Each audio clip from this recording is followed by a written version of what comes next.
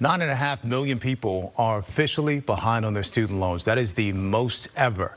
And new repayment rules just kicked in weeks ago, so the timing on this one is wild. Greg Bolanos is a financial planner who spends his days talking people off this exact ledge, so he is the right person to walk us through this. Okay, Greg, this report drops just weeks after these new repayment rules kicked in. Coincidence, or are these two things actually linked? I don't think it's coincidence. I think everybody knows that there's been this diverging economy. And after the COVID era, the pandemic pause on repayment plans, everyone's got to pursue finally repaying their debts. And the problem is people haven't adjusted their budgets for what's coming. And now we're seeing the pain, and the pain is significant. I mean, 1 out of 5, what a big number, Terrence. Yeah. Is there a kind of person who ends up here more than others, or does this really hit everybody the same? Well, it's going to hit everybody different, because I think what we're seeing is real problems turn into big, or what I call gigantic problems, because people are ignoring it. So I think it starts with the basics. The first thing everyone needs to do is recreate awareness of what student loans you have, what your current obligations are to pay. That's what I call the monthly payment, the amortization schedule, the interest, and then you emphatically need to keep up with the current loan service provider to make sure you're not falling behind. And smart people, Terrence, are going to balance the need to get debt-free with being financially free for their retirement in the future. And there's always talk about garnishment as well. So what can they come after? Your wages, your tax refund, your Social Security? Yeah, I mean, if you're behind on federal student loans, you have to understand that tax refund you're counting on or wanted, that can go ahead and be levied. In the same way, you mentioned the other concerns that are there. So let's just start with the basics. Part number 1, please, no one ignore the transition from SAVE into RAP. These are the income-driven student loan repayment programs that are now in full force and effect.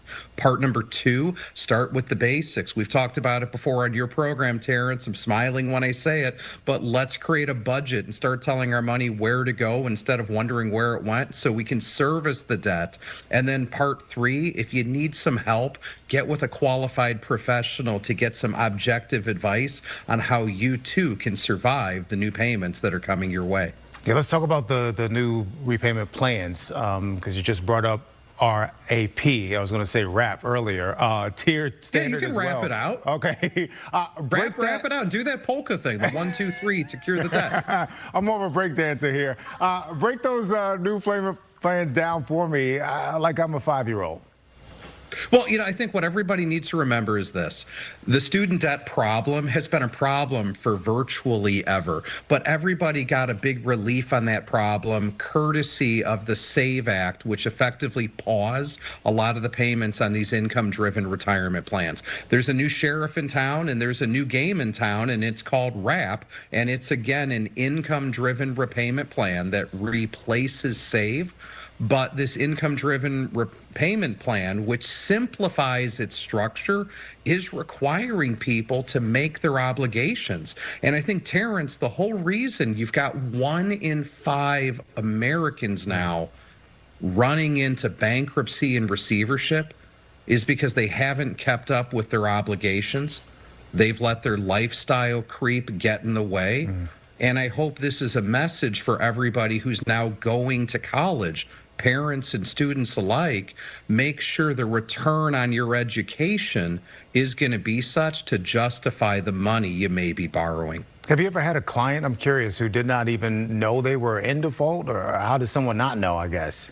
Well, especially imagine this, if you're a young person and you graduate and you move with frequency and job hop, what if you didn't update the loan service provider and they can't even locate you? That's a very real thing. So there are people who are in default because they haven't updated their mailing preferences over time. And a lot of people have moved from what I call collegiate email addresses to their private email addresses, the same thing. So you got to keep your contact info constant. And yes, Terrence, it happens. There's people who don't know they're in default until they get a notice. And sometimes that notice is they're applying for a car loan, they're applying for an apartment, and they learn their FICO score has been devastated. And then, oh, the big aha moment comes. I'm behind on my student loan payments. Wow. Here on The Loop, Greg, we like to give people the opportunity to get things off their chest, to vent a little bit. What is the part of this whole system maybe that gets under your skin?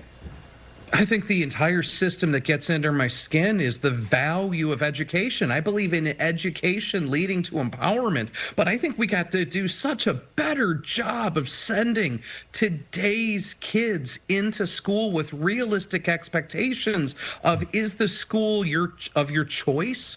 The school that you can afford to attend? Is the major that you're choosing going to end up driving a wage that's going to allow you to repay these debts and be financially free in the future? I think it all starts on the front side with the higher cost of education. And then I think it's a combination of what I call personal conviction, personal responsibility with better communications from loan servicing providers and the governments when these things change. Because you and I, Terrence, we're talking about it on TV because there's deficiencies in the communication. We can all do better. Absolutely. You gave us a 3-step plan earlier. Say your own cousin called you tonight, said they were in this situation. What do you tell them before you even pull up a spreadsheet? First thing I tell them is panic is never an option. I seek to understand. And I say, tell me what's troubling you. Then let's go and get empowered with education. Let's understand what you own. And then let's not wait till next week, next month, next year. My cousin called me. We're literally figuring this out the very next day, Saturday, because the sooner we reassert control, the sooner we can worry less. And if we're worrying less, we can start doing the polka and living a little bit more. I love a good callback. I love a good callback. Talk to me. I forgot my thought now. I was going to ask you something else. It's Friday. Happy Friday, sir. I completely lost my train of thought. It's long-term COVID brain, I think. I really forgot. Okay. Thanks for joining us. I'm going to collect my thoughts. Maybe drink some more caffeine. Thanks for joining us. When you find those thoughts, have me back. We'll do it again. All right, sounds good, man. The Loop rolls on after this. I seriously forgot my...